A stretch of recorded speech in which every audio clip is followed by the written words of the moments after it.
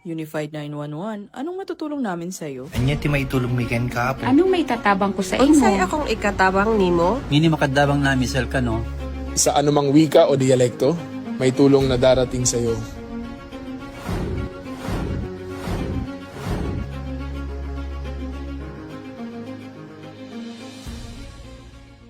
Lilingkod sa bawat Pilipino at magbibigay ng tamang impormasyon para sa tahimik at maayos na Pilipinas. Police News Network, alagad ng batas, tagapagtaguyod ng balitang pulis, sandigan ng mamamayan, patnubay ng katotohanan. La Campo Crame, maghahatid ng pinakahuling kaganapan at nagbabagang balita. Ito ang PNN Police News Network. At ngayon, ang inyong mga tagapagbalita. Magandang araw, bagong Pilipinas. Ako ang inyong alagad ng batas, tagataguyod ng Balitang Pulis, Patrolman Julius Sam Acad. Maghatid sa inyo ng tamang balita, kwento ng pulis at serbisyo para sa mamamayan, at ito ang PNP News Online, ang pangunahing balita ng Police News Network, alagad ng batas, tagataguyod ng Balitang Pulis.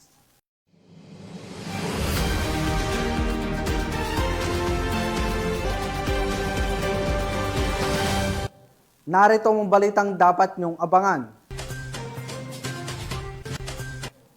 6 na kilo ng marijuana nasabat ng otoridad sa bypass operation sa Giginto, Bulacan.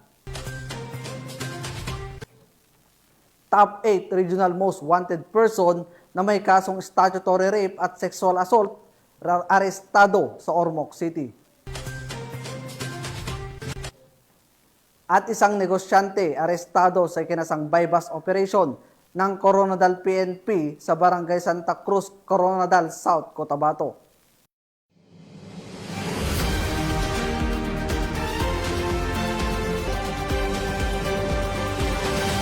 Narito ang balitang hatid ng ating PNN correspondents mula sa iba't ibang panig ng bansa.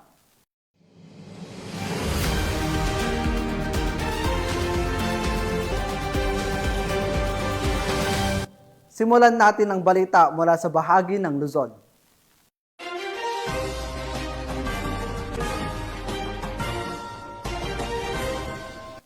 Bilang bahagi ng pinakaigting na ugnayan ng pulisya at komunidad, isang matagumpay na community outreach program ang isinagawa ng Regional Community Affairs and Development Division ng NCRPO, District Mobile Force Battalion ng MPD at RPCADO NCR sa Smoky Mountain ng Tondo, Manila.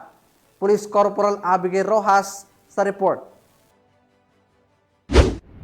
Isang makabuluhang community outreach activity ang isinagawa ng pinagsamang puwersa ng Regional Community Affairs and Development Division ng NCRPO, District Mobile Force Battalion ng Manila Police District at Regional Police Community Affairs and Development Unit ng NCR sa Smoky Mountain, Tondo, Manila ngayong ika-12 ng Oktubre taong kasalukuyan. Pinangunahan ang naturang aktibidad ni Police Captain Jamel Rinandang ng ARCAD kasama ang iba pang kapulisan na layuning maabot at mapagsilbihan ang mga residente sa pamamagitan ng iba't ibang serbisyong pangkomunidad. Maraming salamat sa residente ng Barangay 128, Tondo, Manila. Sana po ang munting naming handog ay nakatulong po naman sa pag-araw ng pamumuhay. Muli, maraming salamat. Kabilang sa mga isinagawang serbisyo ang libreng medical check-up gaya ng blood pressure at sugar testing upang masubaybayan ang kalusugan ng mga residente lalo na ang mga nakakatanda. Nagkaroon din ng lecture tungkol sa anti-bullying na nagbigay kaalaman sa mga kabataan kung paano maiwasan at maisusumbong ang anumang uri ng pang-aapi sa paaralan o komunidad. Bukod dito, isinagawa rin ang training sa kahandaan sa panahon ng lindol kung saan itinuro ang mga tamang hakbang upang mapanatiling ligtas ang bawat pamilya sa oras ng sakuna. Bilang bahagi rin ng programa, namahagi ang kapulisan ng libreng pagkain sa mga residente, isang simpleng paraan upang ipadama ang malasakit at presensya ng PNP sa kanilang komunidad. Lubos ang pasasalamat ng mga magulang at kabataan sa Smoky Mountain sa tulong at malasakit na hatid ng kapulisan. Ayon sa kanila, malaking bagay ang ganitong mga aktibidad na hindi lamang nag-aabot ng serbisyo, kundi nagpapalakas din ng tiwala ng mamamayan sa PNP. Maraming salamat po sa lahat ng kapulisan na piniling pumunta dito sa Smoky Mountain at nagbigay ng tulong sa pag-check ng BP at saka po sa libreng sugar test. Sana po patuloy niyo pong tulungan ang mga kabataan dito dahil naging masaya po sila at ang mga nanay din po. Pati na din po yung kasing edad ko ng mga kabataan, mga binatilyo. Sana po patuloy po kayong pumunta dito at saka God bless po. Isang patunay na ang PNP ay hindi lamang sandigan sa seguridad, kundi katuwang din sa pagpapaunlad at pangangalaga sa kalusugan at kaligtasan ng bawat Pilipino. Mula dito sa Smoky Mountain, Tondo, Manila, ako po ang inyong PNN correspondent, Police Corporal Abigail Rojas. Alagad ng batas, tagataguyod ng Balitang Pulis. Maraming salamat, Corporal Rojas. Walang kawala sa kamay ng batas ang isang lalaki matapos makumpiskahan ng 6 na kilo ng marijuana sa sinagawang bypass operation sa Giginto, Bulacan. Patrolwoman Mildred Tawagon sa detalye. Ang naaresto sa ikinasang anti-illegal drugs operation ng mga operatiba ng Station Drug Enforcement Unit ng Giginto Municipal Police Station sa Barangay Malis, Giginto, Bulacan. Kinilala ni Police Lieutenant Colonel Leonard Lim, hepe ng Giginto Municipal Police Station, ang sospek na si alias Botong, 29 anyos, binata, negosyante at residente ng naturang barangay. Batay sa ulat, nagsagawa ng bypass operation ang mga operatiba ng Giginto MPS laban sa nasabing sospek matapos makatanggap ng impormasyong hinggil sa umano'y pagbebenta nito ng iligal na droga. Sa operasyon, nasamsam mula sa sospek ang tinatayang 6,020 gramo ng pinaniniwalaang tuyong dahon ng marijuana na may tinatayang standard drug price na 601,000 pesos. Agad na inaresto ng mga otoridad ang sospek at dinala sa Giginto Municipal Police Station para sa tamang dokumentasyon at disposisyon. Ang nakumpiskang marijuana ay ito-turn over din sa nasabing himpilan para sa kaukulang verifikasyon at eksaminasyon. Muling ipinamalas ng matagumpay na operasyong ito ang patuloy na dedikasyon ng Bulacan PNP sa kanilang walang humpay na kampanya laban sa kriminalidad at iligal na droga. Ang mga pinaigting na hakbang ng kapulisan ay patunay ng kanilang determinasyon na mapanatili ang kapayapaan at kaayusan sa buong lalawigan ng Bulacan. Mula dito sa Bulacan Police Provincial Office, ako ang inyong PNN correspondent, Patrolwoman Mildred A. Tawagon, alagad ng batas, tagataguyod ng Balitang Pulis. Maraming salamat, Patrolwoman Tawagon. Naaresto sa bisa ng warrant of arrest ng Batangas Component City Police Station ang number 3 Regional Most Wanted Person ng Calabarzon na may kasong murder. Ang detalye ng report mula kay Patrolwoman JV Pamoso. Bahagi ng paghahanda sa nakatakdang rally sa Liwasang Bonifacio, Maynila ngayong araw, isinagawa ng Police Regional Office 4A ang accounting ng mga tauhan ng Reactionary Standby Support Force sa PRO 4A Covered Court, Camp Brigadier General Vicente Pilim, Calamba City, Laguna. Tinatayang 10,000 katao ang kalahok upang mapayapang gamitin ang kanilang konstitusyonal na karapatan sa malayang pamamahayag at pagtitipon. Layunin ng gawain ito na ipakita ang pangako ng PRO Calabarzon sa pamumuno ni Police Brigadier General Paul Kenneth T. Lucas, Regional Director, na mapanatili ang kapayapaan at kaayusan, tiyakin ang kaligtasan ng publiko at igalang ang karapatan ng bawat mamamayan. Ang inisyatibong ito ay alinsunod sa 7-point agenda ni Acting Chief PNP Police Lieutenant General Jose Melencio C. Nartates Jr., partikular sa pagpapatibay ng ugnayan ng komunidad at pagpapalakas ng kahandaan sa operasyon bilang suporta sa mapayapang pakikilahok ng mamamayan sa mga gawaing sibiko. Sa pamamagitan ng hakbangin ito, muling pinagtitibay ng PRO 4A ang kanilang dedikasyon sa pagbibigay ng ligtas at mapayapang kapaligiran para sa lahat ng mamamayan. Mula dito sa PRO Calabarzon, ako ang inyong Police News Network Correspondent, Patrolwoman Priscel May T. Urbano, alagad ng batas, tagataguyod ng Balitang Pulis. Ito ng mga tauhan ng Warrant Section ng Batangas City, Component City Police Station, ang number 3 Regional Most Wanted Person sa Pro Calabarzon. Kinilala ang suspect na si Mike, 41 anyos, walang trabaho at residente ng Barangay Kumintang Ibaba, Batangas City. Inaresto siya sa bisa ng warrant of arrest para sa kasong murder na inilabas ng Regional Trial Court Branch 3, Batangas City. Ayon sa pulisya, maayos na naitala ang operasyon gamit ang body-worn camera. Kasalukuyang nakakulong ang suspect sa temporary custodial facility ng Batangas City Police Station. Sa patuloy na pagpupunyagi ng Batangas City Police, muling pinatunayan ng kapulisan na walang makakatakas sa kamay ng batas. Patunay ng kanilang dedikasyon sa kapayapaan, hustisya at kaligtasan ng mamamayan. Mula dito sa Calabarzon, ako ang inyong Police News Network Correspondent, Patrolwoman Jevie Marie Famoso, alagad ng batas, tagataguyod ng balitang pulis. Samantala, sa mas pinaigting na paglaban sa ilegal na droga at kriminalidad ng PNP Mimaropa, mas pinatibay pa ang kanilang tungkulin sa pamamagitan ng Alerto Framework. Narito ang report ni Patrolwoman Ferlyn Joy Kawile. Sa gitna ng patuloy na laban kontra kriminalidad, muling ipinamalas ng mga pulis ng Mimaropa ang kanilang pagkakaisa at dedikasyon sa serbisyo. Pinangunahan ni Police Brigadier General Juvencio S. Badwa Jr., Acting Regional Director ng Police Regional Office Mimaropa, ang command conference na ginanap sa RMFB Conference Room, Barangay Pinagsabangan 1, Nauhan, Oriental, Mindoro.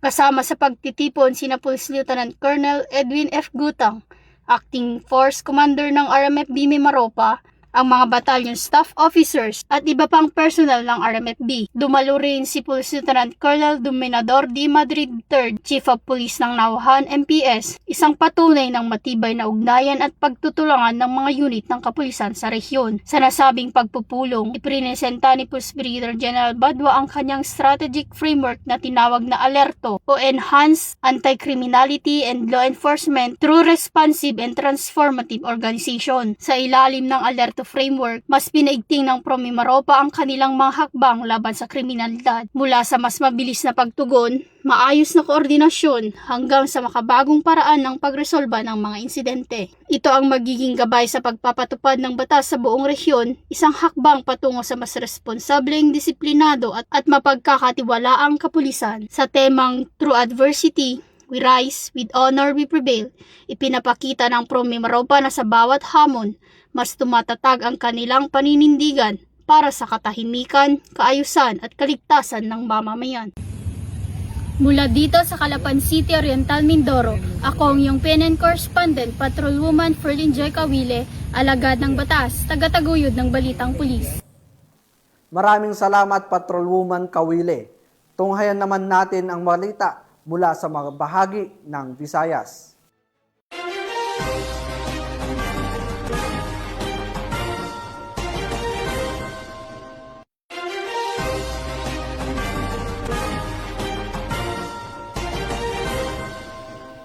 Mahigit 700,000 pisong halaga ng ilegal na droga ang nasamsam ng Pavia Municipal Police Station na nagresulta sa pagkakahuli sa suspect sa Pavia, Iloilo. Patrolwoman Ledelyn Bansagon, ibalita mo.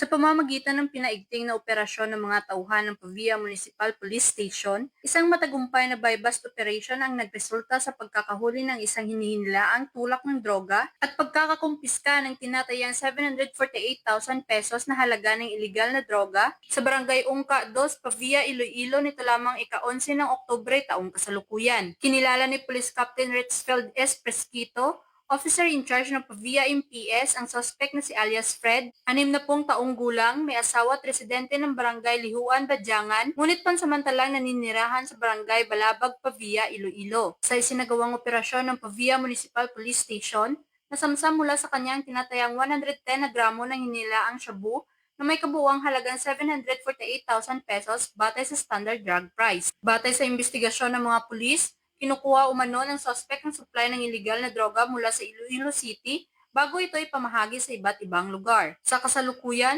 nakakulong na si alias Fred sa kustodiya ng Pavia MPS at nahaharap sa kasong paglabag sa Republic Act 9165 o ang Comprehensive Dangerous Drugs Act of 2002. Patuloy namang nagsasagawa ng mas malalim na investigasyon ng mga otoridad upang matukoy ang iba pang sangkot sa naturang iligal na operasyon. Ang nasabing operasyon ay patunay sa patuloy na determinasyon ng mga otoridad na supuin ang pagkalat ng ipinagbabawal na gamot sa komunidad. Mula dito sa Police Regional Office 6, ako ang inyong Police News Network Correspondent, Patrolwoman Ledeline Bansagon, alagad ng batas, tagataguyod ng Balitang Pulis. Salamat Patrolwoman Bansagon. Hindi na nakapalagpa sa mga alagad ng batas ang tinaguriang top 8 regional most wanted person matapos maaresto sa bisa ng warrant of arrest na may kasong statutory rape at sexual assault sa Ormoc City. Narito ang detalye ng report mula kay Patrolwoman Camberley Flores. Ng mga autoridad ang nakatalagang top 6 regional most wanted person na may kasong statutory rape and rape through sexual assault matapos mahuli sa Barangay Lilwan, Ormoc City. Naaresto ang akusado bandang alas 12:32 ng hapon ng mga tauhan ng Ormoc City Mobile Force Company kasama ang Ormoc City Police Station 3, Regional Intelligence Unit 8, City Intelligence Team Ormoc, Ormoc City Intelligence Unit at 93rd Infantry Battalion Philippine Army sa bisa ng warrant of arrest para sa kasong statutory rape and rape through sexual assault na walang inirekomendang piyansa. Ang akusado ay dinala sa Ormoc City Police Station 3 para sa kaukulang dokumentasyon at tamang disposisyon. Patuloy ang ating kapulisan sa pagsasagawa ng mga operasyon upang mahuli ang mga lumalabag sa batas, maihatid ang hustisya sa mga naging biktima at mapanatili ang kaayusan at kaligtasan ng komunidad tungo sa minimithi natin na bagong Pilipinas. Mula dito sa Eastern Visayas, ako ang inyong PNN Correspondent, Patrolwoman Flores, alagad ng batas sa kataguyod ng Balitang Pulis. Maraming salamat Patrolwoman Flores. Narito naman ang mga balita mula sa bahagi ng Mindanao.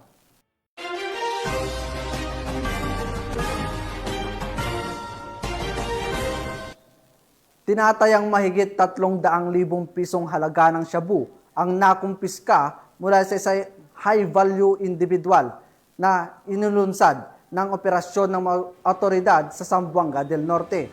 Patrolwoman Joyce Franco magbabalita.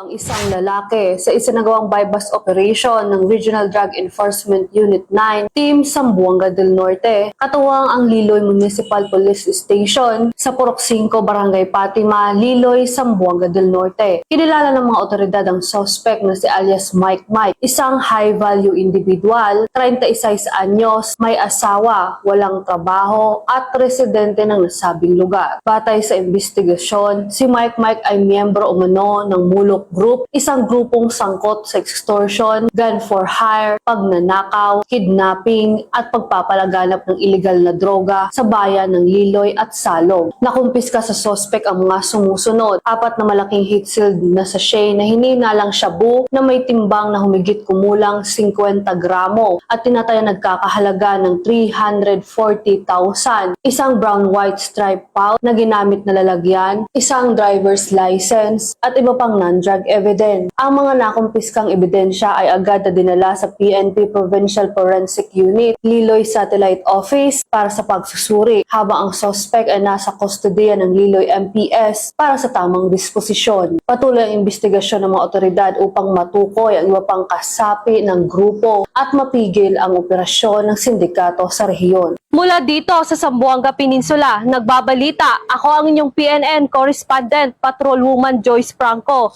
alagad ng batas, tagataguyod ng Balitang Pulis. Maraming salamat Patrolwoman Franco. Arestado ang 3 individual sa kinasang joint bypass operation ng Police Regional Office 10 sa Barangay Poblacion, Valencia City, Bukidnon. Yan ang tinutukan ni Patrolwoman Riza Sahonya.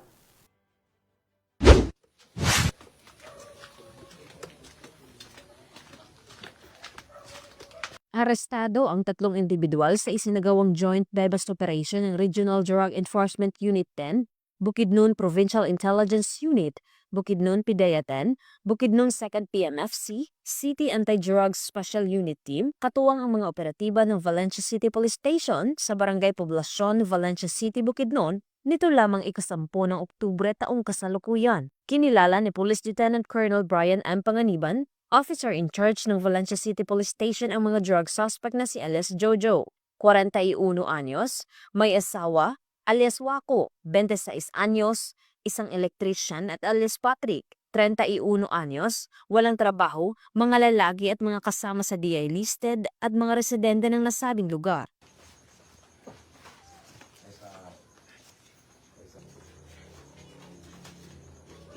Sa ikinasang joint bypass operation ng mga operatiba bandang alas 11 ng gabi ay nagresulta sa pagkakakumpiska ng mga pakete ng hinihinalang shabu at may standard drug price na 45,560 pesos, isang cellphone at isang 500 peso bill na ginamit bilang bypass money.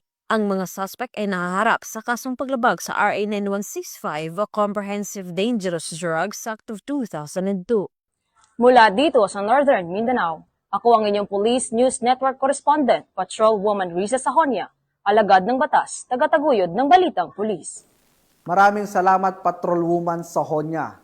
2 drug suspect ang matagumpay na nahulog sa kamay ng batas matapos makumpiskahan ng mahigit 800,000 pisong halaga ng iligal na droga sa kinasang anti-illegal drug operation sa Sitio Tunga, Davao de Oro. Yan ang tinutukan ni Patrolwoman Berna May Lapus.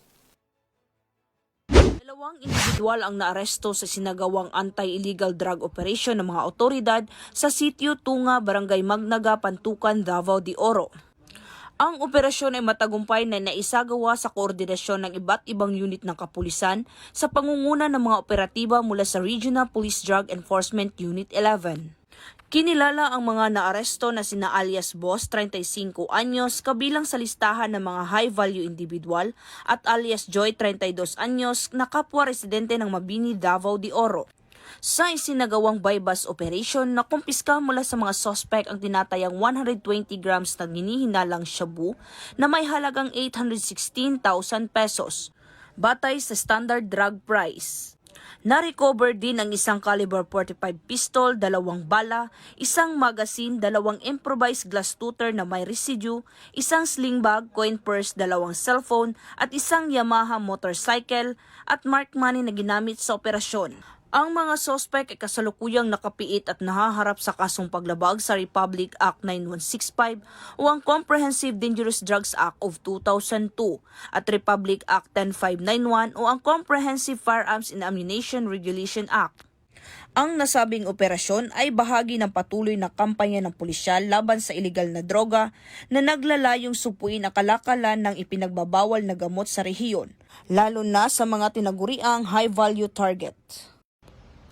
Mula dito sa Police Regional Office 11, ako ang iyong PNN Correspondent, Patrolwoman Berna May Lapus, alagad ng batas, tagataguyod ng Balitang Pulis. Maraming salamat Patrolwoman Lapus. Arestado ang isang negosyante matapos maaresto sa kinasang bypass operation ng Coronadal PNP sa Barangay Santa Cruz, Coronadal City, South Cotabato. Patrolwoman Emilu Pedroso sa detalye. Sa isinagawang drug bypass operation ang isang negosyante bandang alas 7:01 ng gabi sa Purok Agan Homes, Barangay Santa Cruz sa lungsod ng Coronadal noong ika-10 ng Oktubre taong kasalukuyan. Ayon kay Police Lieutenant Colonel Peter L. Pinalgan Jr., Chief of Police ng Coronadal City Police Station, kinilala ang suspect sa alias Cody, 48 taong gulang na nagpapakilalang CEO ng Parcon Clinic and Hospital at residente ng nasabing lungsod. Nakuha mula sa suspect ang isang maliit na plastic sachet na nakasil gamit ang init na naglalaman ng hinihinalang shabu na may bigat na 0.5 grams at nagkakalaga sa standard drug price na 500 peso at isang 500 peso na perang papel na may serial number AV1435324 bilang marked money. Ang kasong paglabag sa Section 5 at 11 Article 2 ng Republic Act 9165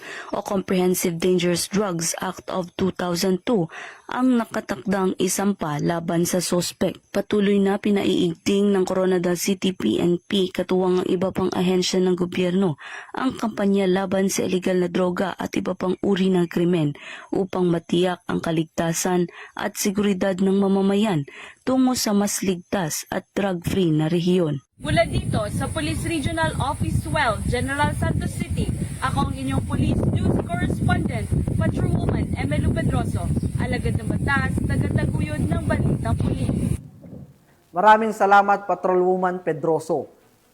Arestado ng motoridad ang isang high-value individual matapos makumpiskahan ng hininalang shabu sa kinasang bypass operation sa Barangay Bonbon, Butuan City. Ang kabuuan ng balita mula kay Patrolwoman K. Francisco.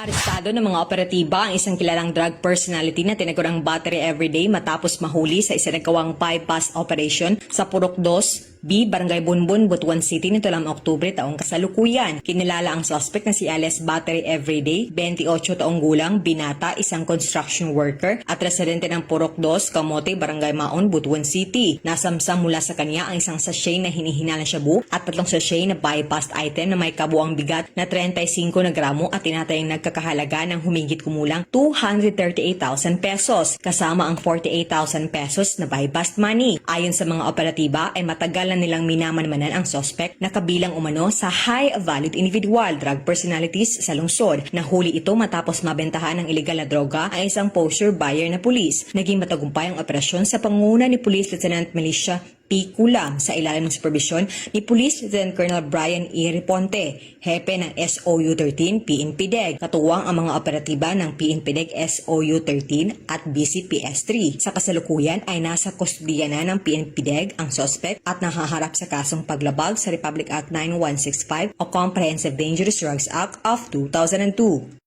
Mula rito sa rehiyon ng Caraga, ako ang inyong PNN correspondent, Patrolwoman K. Francisco, alagad ng batas, tagataguyod ng Balitang Pulis. Maraming salamat, Patrolwoman Francisco. At para sa ating huling balita, wala nang buhay ang isang babae matapos pagbabarilin ng riding in tandem sa Rahabuayan, Maguindanao del Sur. Patuloy naman ang investigasyon ng pulisya upang matukoy ang mga salarin sa nangyaring insidente. Magbabalita dyan si Patrolwoman Mary Chris Algabre. Patay ang isang babae matapos pagbabarilin ng riding in tandem suspect sa barangay Sapakan, Rahabuayan, Maguindanao del Sur noong ika-10 ng Oktubre taong kasalukuyan. Kinilala ni Police Captain Joel Librilla, Chief of Police ng Rahabuayan Municipal Police Station, ang biktima na si Gianni Mantikaya na residente ng barangay Damatulan na Balawag SJ Barm. Ayon sa ulat ng otoridad, nakasakay umano ang biktima sa isang Honda XRM 110 na payong-payong kasama ang asawa at anak nito nang biglang dumating ang mga sospek at pinagbabaril ang mga ito.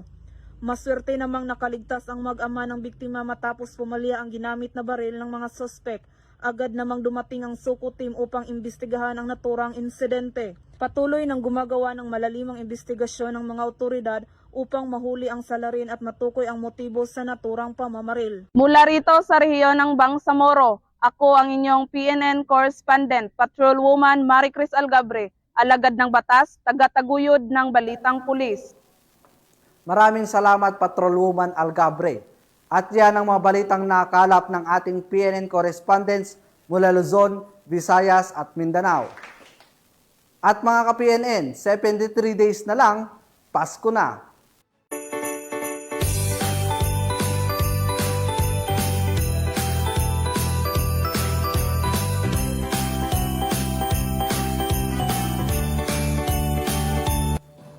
Sa ngalan ng pamunuan ng Philippine National Police sa pangunguna ni Acting Chief PNP Police Lieutenant General Jose Melencio Nartates Jr. at sa pamumuno ni President Ferdinand Bongbong Marcos Jr. Kami ay maglilingkod sa bawat Pilipino at magbibigay ng tama at balansing balita bilang bagong PNP para sa bagong Pilipinas na may serbisyong mabilis, tapat at nararamdaman. Mula rito sa tanggapan ng tagapag-ugnay ng Pambansang Pulisya, ako ang inyong alagad ng batas tagataguyod ng Balitang Pulis, Patrolman Julius Sam Acad, maghahatid sa inyo ng tamang balita, kwento ng pulis at serbisyo para sa mamamayan at ito ang PNP News Online, ang pangunahing balita ng Police News Network.